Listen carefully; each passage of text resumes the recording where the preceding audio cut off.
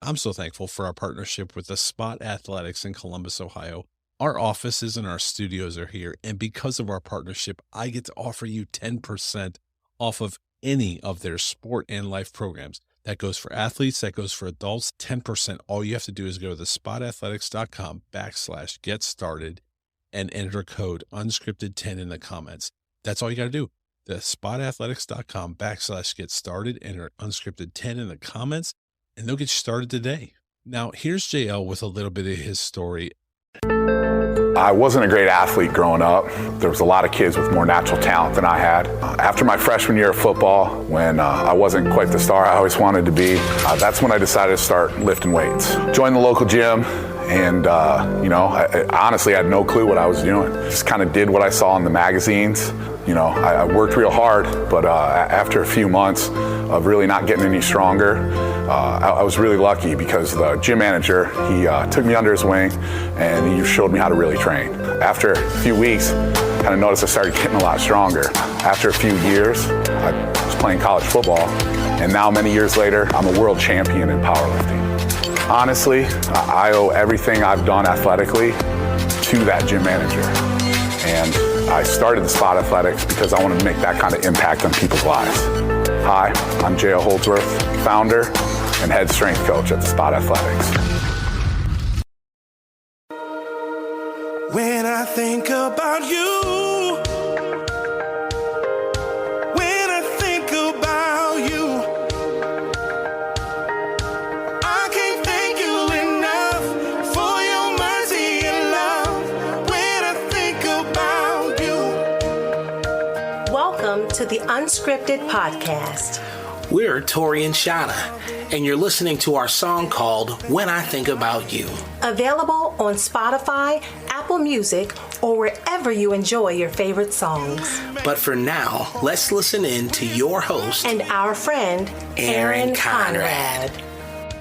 Jesus, you give me joy unspeakable, love unmovable. All right, everybody, welcome back to Unscripted from my studios at the Spot Athletics in Columbus, Ohio. And I'm really excited about today. This is going to be very, very interesting. Cyndi, do you mind introducing yourself, and we will go from there? Yeah. Hi, everybody. My name is Cyndi Bunch. I'm from Keller, Texas. I run a nonprofit called Philip's Wish. And we basically take care of people in Dallas and Fort Worth and surrounding cities in our metroplex. So I have to tell you a quick story. I went to see The Chosen just a few weeks ago, Yes. and we saw a trailer for a film called 5,000 Blankets. Yes. And right away, my wife just got back, I think it was September. She went to the LA Dream Center. Oh, beautiful place. Beautiful place. Spent a week, and she's forever changed. We do have a few dream centers here in Columbus, Ohio as well. And just last night, she was downtown with the group from the Dream Center, giving out food, interacting with people. So this is very near and dear to our heart. And so I'm very excited to talk to you today about 5,000 Blankets and just your story. So because we're unscripted, do you mind just walking us through the story and how all this happened? Well, it started in 2004. My husband was, he was paranoid schizophrenic. And, you have to take medications for that daily. Sure. He stopped taking his medications and things got really, really bad. And he had a job. He was a construction engineer in Fort Worth, downtown Fort Worth. 2 blocks away from the homeless district. And he started disappearing for like days. Wow. And Philip and he got off his medications, and Philip and I would go looking for him. And Philip was 5.5 at the time, just a young little boy. And he had never seen the homeless district, nor had I. I never took time to actually go down there and do anything. And he was introduced to a world that most children don't see. Right. And his heart just one night, after we'd been searching, it was December, or I can remember it was December. And I was tucking him into bed, and he looked at me and he said, "Mommy, are you warm?" And I said, "Yeah, baby, I'm warm." He says, "You think Daddy's warm?" whoa. Yeah. And I just really didn't know how to answer that. And I just said, well, I hope so. And he goes, well, Mommy, what about all those other people that are out there? All those other people that are on the street that are in the tents and just laying there, Mommy, they're sick. We've got to do something to help them. So I want to collect blankets, lots and lots of blankets so we can warm them all up. Whoa. It's like, okay. And I just kind of, put it on the back burner. Well, the next morning he got up and he brought me his piggy bank. And in his piggy bank, no kidding, there was $7.20. He says, Mommy, we need to go buy 5,000 blankets. Wow. And I'm thinking to myself, $7.20. Okay. Yeah. And I just kind of, okay, we'll do this. I'll go buy blankets. And I just kind of shrugged it off, but this kid didn't stop. Mom, where are the blankets? And it's like, oh my gosh, I've got to do something. Yeah. So I wrote, actually, I typed up a letter telling our story, the whole story, the whole tragic everything. And I went down to downtown Fort Worth. It was in the evening. And I stood on the street, and everybody that walked by, I'm talking everybody that walked by, I said, take this, take this, take this. I didn't even tell them what it was. I was very shy. Yeah. And it was just like, take this, take this, take this, take this, take this. And it got in the hands of a reporter. And a reporter asked us to come and be on a segment in Fort Worth. I won't mention the station, but Philip and I went, and they interviewed Philip, and it just blew up from there. I mean, Wow. it just went crazy. We had sponsors, jumping. Well, I was working 2 jobs at the time because we lost our house and we lost our car. We lost everything. We were living with my mom. We were living with my mother, and I was working 2 jobs, and I was doing real estate online. And I thought, wow, I really don't want to do real estate, but if I could sell one house, just one house, that's enough money to get us back on our feet, right? Mm-hmm. And so I met with a broker named Mike Bowman, Century 21 Mike Bowman Incorporated. He's out of Grapevine. And they interview you. And he's like, he was interviewing me, and I said, just out of the blue, I said, Mike, I really don't want to be a realtor. It's not in my heart. He says, what is it that you want to do? I said, I want to live my purpose. I want to fulfill Philip's dream. And now it's Philip's wish. And he's like, you know what? I want to help you. Wow. I want to help you with this. And so he started calling all these different mortgage companies, home builders, and it just went crazy. So we got our 5,000 blankets by college. Wow. Thank you, Mike Bowman. Right. And he's still on board to this day. He is our biggest sponsor. He's given me the opportunity to stay at home, work from home. We have a food pantry now in our garage. And the food pantry is basically just for the community, our community here, because people right now, it's hard for them to pay their bills and get groceries. So are they going to pay their electric bill or get food? So we keep that food pantry full, and it takes a lot of begging because I don't have a lot of money. I'm a single person, and so I beg a lot online through the community, and they fill that food bank. So we got a food bank going. Then we do homeless outreach on every weekend and during the week as well. It's constant and it never stops. My hands are here and there everywhere. And and Philip's a huge part of it as well. He helps, and he's more of the media person. He's better at it than I am. How long has it been from the beginning of the story you just told, from the beginning of the story till where we are today? How long has that window been? 20 that years. This has all taken 20 years. So how old is Philip? 20 years. Philip will be 26 on Christmas Eve. 26. Okay, because the movie depicts him as a small child, and that was probably when this whole story started. How old was he when this that's when it started? He was 5.5, fixing to go into first grade. Okay.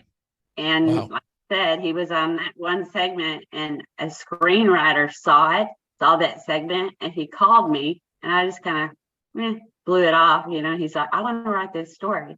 And then he called me back. And he says, I want to meet for coffee. And I'm like, okay. I didn't really think much of it, to be Right. honest with you. I really didn't. I met with him, and he interviewed me for months. I mean, Wow. every detail.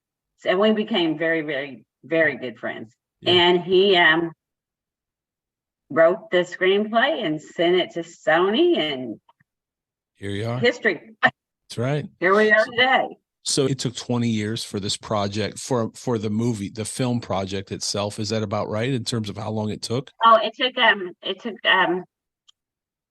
12 years. 12 Because years. Okay. 12 years. And then Doug Schaefer is the producer. Wonderful, wonderful man. Oh my gosh. He's stuck with this and plugged this. I'm telling you, this guy did not give up on this story. Wow. He did not. And it finally got in the hands of Sony. And Here we you go. are. Here you are. Here we are today. I think what I find fascinating in the story you just told me is that you all were going through, it's not like you were in a position of wealth when Yeah, this we were ministry poor. happened. You know what I We mean?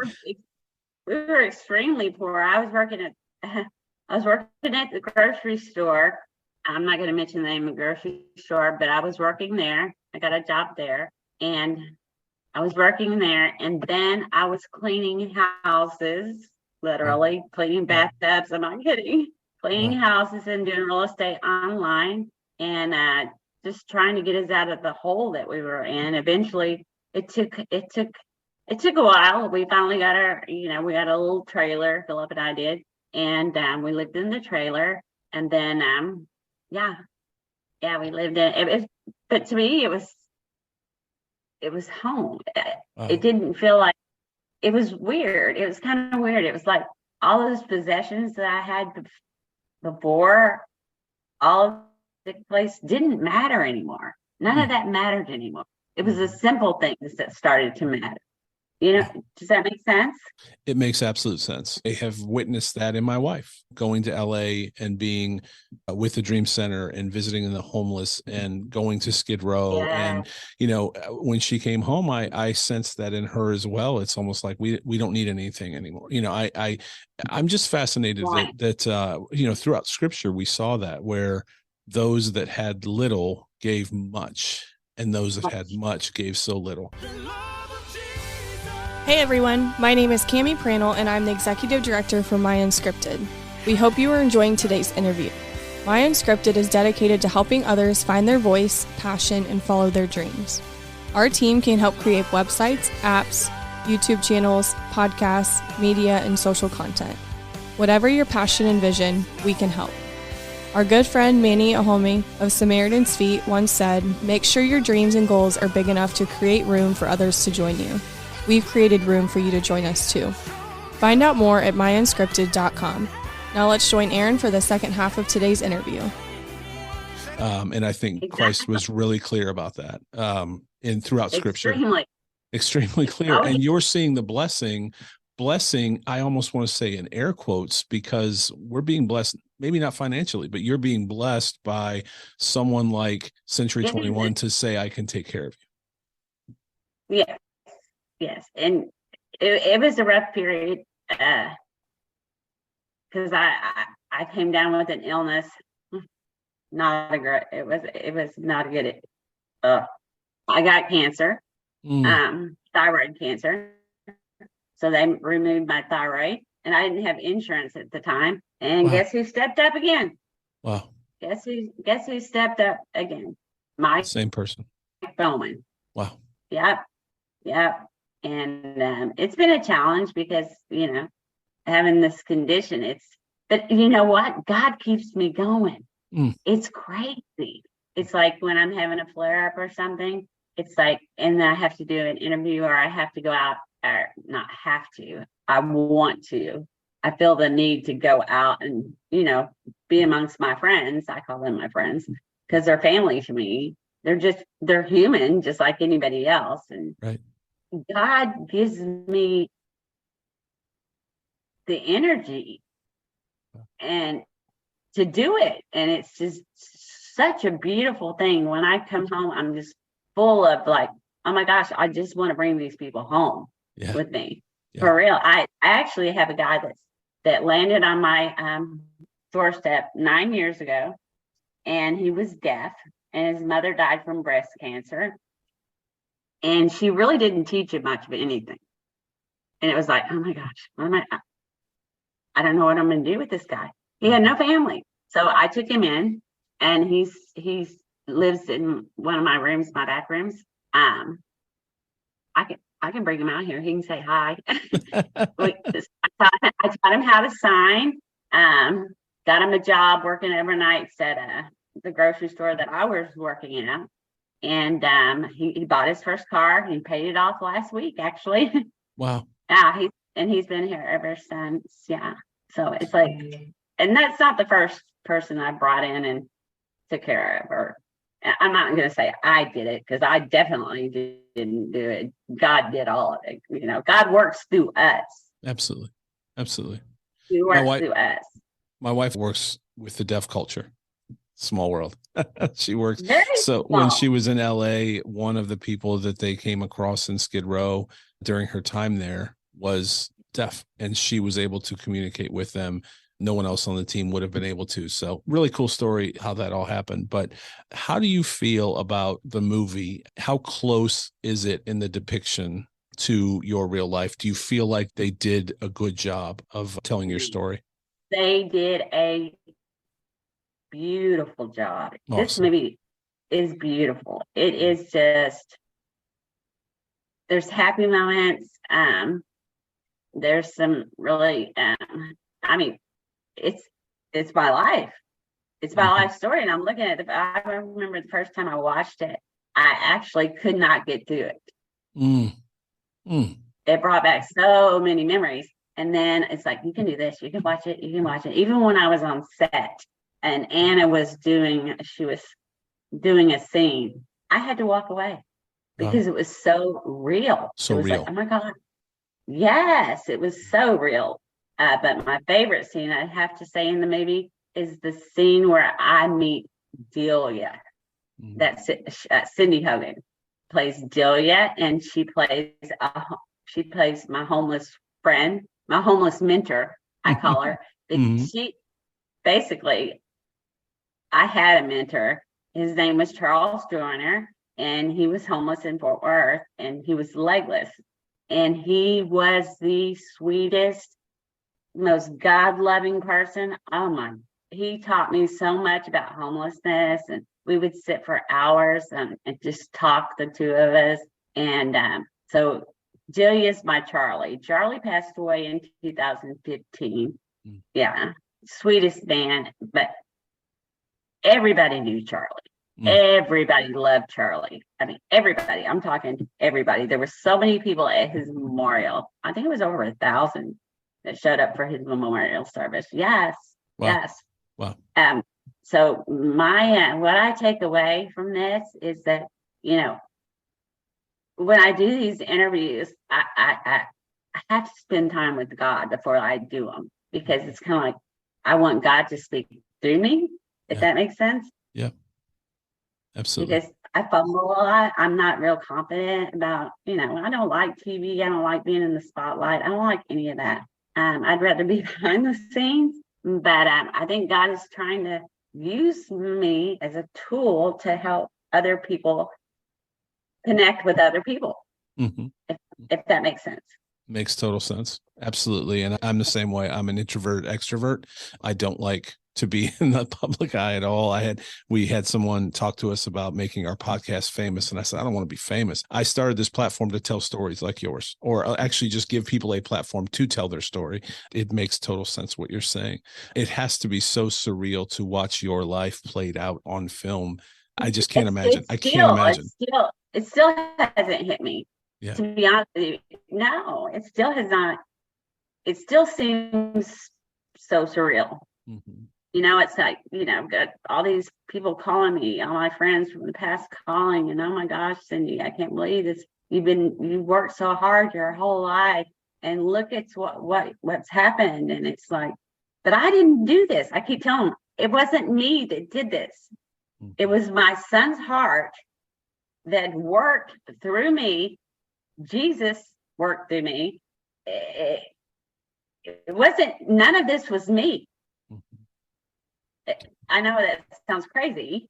No, it doesn't. I love your humble spirit. I mean, I think scripture is very clear about being humble, especially in the midst of everything that you're going through right now. Those tough times is what has shaped you, but you have continued to stay who you are. And I think that's so rich. Beyond being rich, I think just being humble and being a wonderful person. You're an amazing person to speak to. I can tell you that.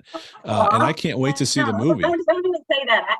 No, I mean it. I really do. It's, you know, that to me, I'd rather talk to you about a story like this than talk to a Kardashian or somebody that has no concept of being, you know, humble and tough beginnings and all those kind of things in the story that you've told me. I really mean that. I genuinely would rather speak to people like yourself who really have a good grasp on what's important. It's incredible. It really is. I can't wait to see the film. Oh, the film. There's some, they couldn't have made a better film. It hits awesome. Everybody across the board. It's not just going to hit the faith community. It's going to hit everyone, because families actually go through this all the time, but they just don't talk about it. It's stereotyped. We could talk for hours, I have a feeling, and I would love to have you meet my wife someday, and I just know God's going to make that happen. But in the meantime, all the details, because we got to wrap. You are on that run today of interviews, so we got to wrap the details. Yeah. It's in theaters December 12th and 13th. Is that correct? Yes. You can go to fathomevents.com or fathom.com, and you can actually put in your zip code anywhere in the United States and find a theater close to you, or you can go to our website at phillipswish.com, and it'll pull it up, and you can actually watch the trailer, and you can buy tickets also through our website. It says buy tickets. Yeah, my web designer built all that. It's like, she's amazing. I met her on the streets of Fort Worth. Honest to God, I gave her one of those letters and she told me, her name is Jenny Mac. I call her my Jenny Mac. But yes, definitely. Everybody has got to see this movie. It's that beautiful. It's that beautiful. And it's so real. There's no fluff. It just tells the story. And it's a beautiful story. And people need to make sure they bring their tissues. I bet. Well, you are a beautiful soul. I can't wait to see the movie. Thank you so much for your time today. And best of luck on the rest of the interviews that you're going to do today. Thanks so much for being on Unscripted. Bless you. And you tell your sweet wife I said hello. I will. Talk to you soon. Thanks so much. Thanks, Aaron. Bye-bye.